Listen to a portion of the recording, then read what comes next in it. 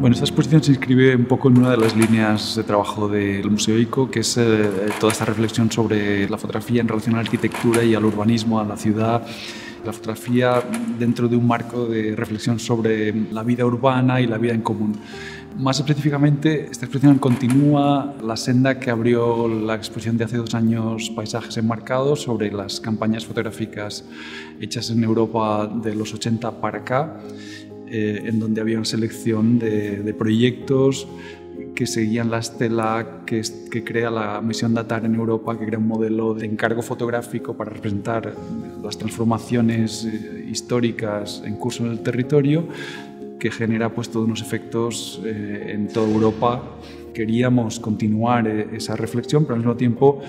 dar cuenta de la singularidad de los proyectos que habían tenido lugar en España. Es decir, si no estaba España en esas exposiciones anteriores, porque de algún modo en España no hubo proyectos de larga duración, y aquí se trata de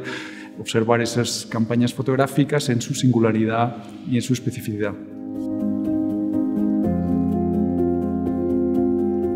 Antes de hablar de la importancia de estos encargos institucionales en el ámbito de la fotografía, me gustaría simplemente anotar cómo desde mediados de los 70 y sobre todo en Cataluña hay este movimiento de colectivos de fotógrafos que luchan por esta legitimación de la fotografía de autor, ¿no? Y a partir de ahí es cuando se plantean las jornadas catalanas de fotografía, donde se pone énfasis en esta necesidad de unas infraestructuras y de un interés por parte precisamente de las instituciones hacia la fotografía, hacia el fomento de la fotografía. En los 80 el paradigma ha cambiado, es distinto, ¿no? A partir de ahí sí que vemos cómo las instituciones empiezan a interesarse por este tipo de modelo, de formato del encargo, en el que invitan a una serie de fotógrafos a un territorio concreto para que lo fotografíen.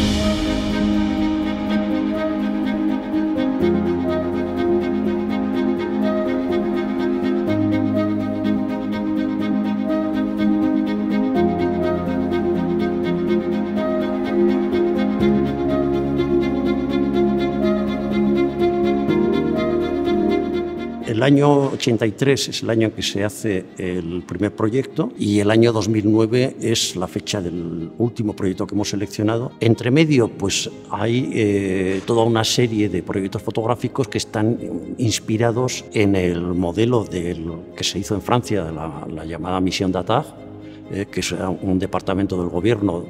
de ordenación del territorio y acción regional, y también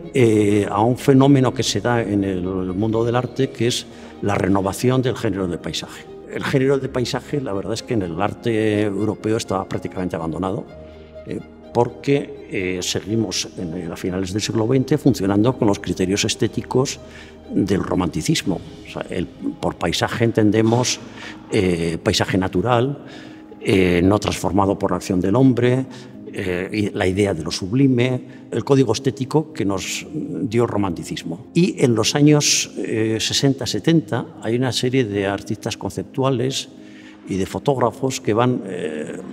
empiezan a renovar ese género, y a fijarse no tanto en el paisaje como naturaleza, sino en el paisaje como resultado de la acción del hombre sobre la naturaleza. En realidad, lo que es importante subrayar es que el comisario o el coordinador del encargo, cuando selecciona a los fotógrafos que invita, lo hace en base al trabajo que ya conoce de dichos autores, ¿no? Sabiendo de qué manera,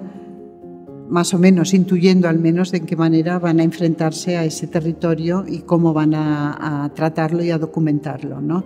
Pero es cierto que después los autores tienen libertad absoluta en casi todos los proyectos, de desarrollar su trabajo según